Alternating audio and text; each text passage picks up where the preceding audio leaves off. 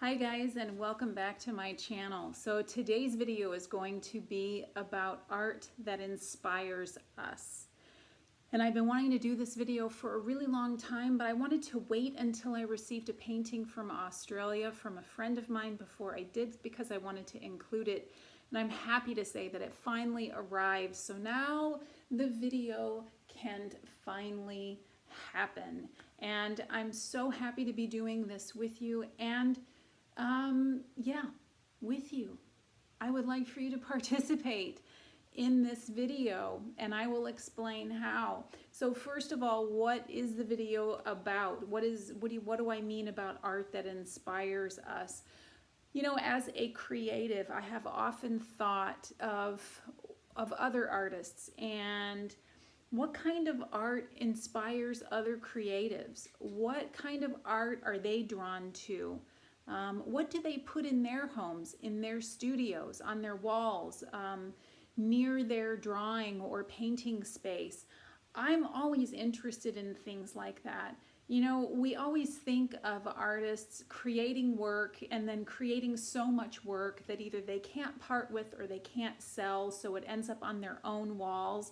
And then pretty soon there's not enough room for anything else. But what I eventually discovered was that I wanted to surround myself with the work of other creatives because it just makes me feel good. It makes me feel like I can be better at my craft. And when I see the way others paint, the way others do express themselves through their art, I mean, it's an amazing thing, and I just draw upon that when I need to be inspired. So what I thought I would do is take you through bits and pieces of my home and my studio and show you what is on my walls, what is on my art table, what do I surround myself with, what helps me feel like I can sort of tap into that creative energy and create my own, hopefully, masterpieces of my own. So what I thought I would do is have you participate in this with me. I haven't seen anyone else do this on YouTube, and not only does this sort of allow you to see what I like, but we can all support each other. We're in essence supporting other artists by sharing the work of other artists. Now, that's not to say I'm not going to show you some of the things that I have in my home that I can't really part with, that I have no intention in selling at the moment, because I thought you might be interested in seeing that as well. But seeing the work of other creatives, it just helps us all in the community. So now I'm going to warn you beforehand, when you go through this video, you will probably hear me use words like amazing, incredible, inspiring, fantastic, words like that I just love this artwork so much, and I wish I could find other descriptive words. Have you ever been like that, where you just keep using the same words? It's like amazing, just people use that word so much, it just doesn't really have that much meaning anymore. But honestly, I'm gonna sound redundant probably, but truly everything that I show you, I just really, really love. And so if I tend to use those words a little bit too much, I ask for your forgiveness beforehand. So anyway, let's go ahead and get started, and I'm going to take you and show you some of the artwork that I have throughout my house and my studio. This is a painting that I have in my home. It is a 24 by 36 canvas. I normally don't work on canvas, but I wanted to create something for a specific room in my house, and I knew that I wanted the background to be very abstract and that I wanted the foreground to be very realistic. I'm very drawn to sandhill cranes. I will walk in so you can see those a little bit better. I liked the fact that the sandhill cranes are very realistic looking, and it's like they're flying through fog. Maybe a rainstorm has just passed, and it just, this painting makes me happy and peaceful and calm when I look at it. And the best part is that I had no expectations when I went into painting it, and I wasn't creating it for anyone other than myself. And sometimes we get the best pieces, we create the best pieces when we don't anticipate the ending being anything in particular. I had no idea how it was going to turn out, but I'm very happy with the way it did, and I just love it and wanted to share it with you. You guys, this stained glass piece, look at how amazing this is. Isn't this, doesn't this just make you happy? It makes me so happy when I look at it. This is by the artist Melissa McIntyre, and she is young and she has an amazing personality, and she had not been doing stained glass for very long when she did this piece, if you can believe that. Isn't that amazing? As soon as I saw this, I had to have it because I knew that there wasn't going to be anything that I would find that would come close to this ever again. And she created the frame, also handmade. Look at that. I mean, it's just so, look at the face on that owl. I just love it so much. I have this hanging in one of the rooms of my house, and it just makes me happy every time I see it. And she did such a fabulous job. I don't know if she has any current pieces or not, but whatever information I have about Melissa, I will definitely give you information in the description bar below.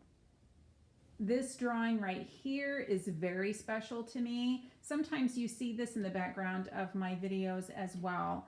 The artist that created this stunning owl, her name is Jamie Homeister, and she is a dear friend of mine. She is an amazing woman. She is an intuitive. She's got so many gifts and talents, and pan pastel, I believe, is what she used for this owl. I'm sorry for the glare. There's glass in front of it, and I don't think that I will be able to get a really, really good picture without the glare. So I do apologize, but I think you get the idea of just how beautiful this owl is. And the reason why I purchased this owl, aside from how beautiful it is simply because 2 days before I had major shoulder surgery, I saw this and she had posted it for sale, and it was almost as though she posted it specifically for me. Have you ever had that happen where you just see a piece of work and it's like, oh my gosh, this is speaking to me? Well, this was it. I had major shoulder trouble and I needed surgery, and I was fearful of going in for surgery, and I saw this owl with his wings outspread as though he was getting ready to take flight, and he looks strong and confident. And I thought, you know, this drawing would just give me good mojo going into my surgery. And so I had to have it, and it's been sitting on my bookcase here ever since. And every time I look at it, it not only makes me think of how far I've come since my surgery, but it just sort of gives me strength, and I love it. So I will link all the information that I have about Jamie down below, and you can see for yourself just how incredible she is. This next piece makes me wish that I had 4 arms so that I could use 2 to hold the camera, and I could use the other 2 to show you how you can pose this in just about any way that a rabbit would originally and naturally move. This is created by the artist Laura Mathews, and she has studied the anatomy of animals, and then she laser cuts the various parts of that animal's body and then puts everything together so that you can move and pose these animals however you want. And I mean, look at the detail on this. This particular sculpture was gifted to me by somebody, and I was just blown away when I received this. And I sometimes just sit and just sort of play with it and move it around if I'm looking for inspiration for my own animals. But yeah, Laura Mathews is definitely a very unique artist that I will link to in the description bar, and I highly recommend that you check out her horses especially. She does unicorns. Oh my gosh, she's really, really fantastic. So yeah, I love her work. This beauty right here is actually, it's actually a greeting card that I purchased from the artist, and I cut it and put it into a frame. And I love the work of this sculptor. She is my favorite sculpture artist. Her name is Debra Bernier. I believe that's how you say her last name. Debra, if you're watching, I apologize if I just butchered your last name, but I think that's how you say it. Anyway, she lives by the ocean, and she finds objects that have washed up to shore, and then she uses a clay substance, I believe, and she creates these magical women out of the objects that she has found. So if you look at the bottom of this picture, look at that root ball, and then you can just see how she has built around it. And at the top, I'm not even sure what that is. It almost looks like a mushroom at the top. I don't know, but I know that she found this object and then she created this beautiful woman around it.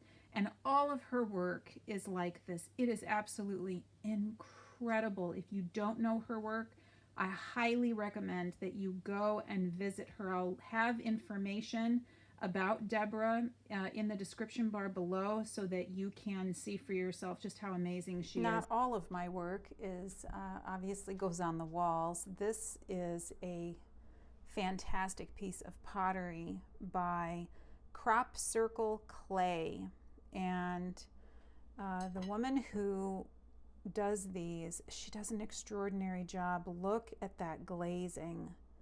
And this is actually a soup bowl. That's why it's so big. Oh, I've been looking for that.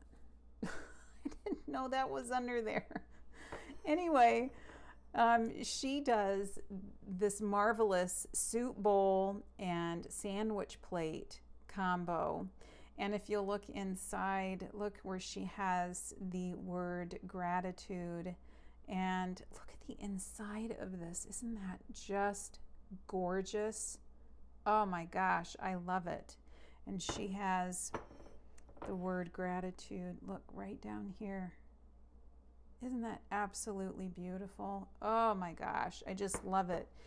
I use this on occasion, but honestly, I am so afraid I'm going to chip it that I use it more for decoration. But I do use it on occasion when I just really feel like I need to, because I mean, things that should be used and aren't, I just think that that's just a disservice to it. But she's amazing. All of her work is incredible, and I am hoping to get one of her coffee mugs here before too long. But yes, she's great, so definitely check her out. This is my little art corner nook. This is part my work and part work by another artist. I have an elephant print that I did for World Elephant Day. The original sold last year to a very lovely woman, and I loved that painting so much that I created a print and had it framed for my own home. So that's what's hanging up above, and I just sort of dabbled in watercolor here with doing 3 of these feathers. I created that several years ago and put it in a frame. But what I really want to show you is this bowl right here. This is a handcrafted bowl. It was turned by the artist Patrick Dillon, who is from northern Indiana, and he creates these stunning pieces of work out of wood. His work is just incredible, and it's so well done. And what drew me to this work was, if you see here, all around here, this was done last year, 2017. And if you remember, last year was when we had the solar eclipse. And so, obviously, as soon as I saw this bowl, I thought of the solar eclipse. And my husband fell in love with this bowl, and he had to have it. And so we keep this right by our back door so that we can put very important things in it. as you can see, we have nothing important going on right now because it's empty, but trust me, important things go in this bowl. So Patrick Dillon, I will have information about Patrick in the description bar below, but he's definitely worth checking out. Look at this piece of art right here, guys. This is tiny, you guys. Look how tiny this is. I'm going to put my hand up next to it. Look at that. I think it's like 3 by 3 inches. And this is by the artist Kyra Wilson. I'm trying to get a good, that's a little bit better. Oh, there we go. She specializes in surreal art, fantasy art, and fairy tale art. And I have been a long admirer of Kyra's work for years. She is an accomplished painter, and her work is so intricate. And I don't know if she still does this, but she used to focus on one fairy tale a year and then create paintings from that. And I'm always blown away by what she is capable of producing straight from her imagination. So I was able to acquire this tiny piece from her a few years ago, and I'm proud to have it in my collection, and I will be sure to link to Kyra's work below. This sculpture right here, I had to show you because when I saw this at an art fair a couple of years ago, I not only was blown away by how incredibly unique it was, but it was reasonably priced, and the artist, I cannot remember his name, but I will link it in the description bar below. I know it's by Canton Glassworks, but I can't remember the actual artist's name. But I wanted to show this to you because I've never seen anything quite like it before. It was hand blown to look like a tree inside. Isn't that something? I'm going to move the camera down below so you can see it a little bit better. I actually have it hanging on fishing line in front of my sliding glass window. And I love the intricacy of it, and I love how the branches just they stretch outward around to the top of the glass, and it's just a very unique piece. And yeah, it makes me very, very happy to look at this, and I just wanted to share it with you. Okay guys, welcome to one wall in my studio, and I want to show you in particular, we're going to start with this piece right here. This is the one that I was waiting for to arrive from Australia, and the artist that created this is Sheldene Visagie of Sheldene Fine Art Tutorials here on YouTube. Sheldene is a master at colored pencil, and she does tutorials here on YouTube if you are interested in learning how to manipulate this medium. She's fantastic. She knows hyper-realistically how to create amazing things that look just like a photo, and she and I collaborated on this project together where we both used the same reference photo, and I painted mine in inks on Yupo paper, and she created hers using an acrylic pour background and colored pencil foreground, believe it or not. I've never seen that done before, and she did a beautiful, beautiful job. She's a dear friend of mine and a wonderful artist, and she has a kind heart, so I highly recommend that you check out her channel. Above her, check out this piece. This is by the artist Dave Sipe. Is that right? Dave Sipe, yes. I want to make sure I get these names right. I saw this when I was visiting Cortez, Colorado, and this artist is from Mancos, Colorado, and he does really, really large wooden sculptures, and this is created out of wood. This is a smaller one. Here it is from the side so you can see. I believe this is a crow. It might be a raven, but I kind of have a feeling it might be a crow, so we're going to say it's a crow. And he did a beautiful job, and he considers him a folk artist. And I don't know how much information I can find about Dave, but whatever I am able to find, I will link in the description bar below. This piece right here is probably one of my absolute favorites because not only is it a portrait of me, but it was drawn for me by Sheldene for my birthday a few years ago.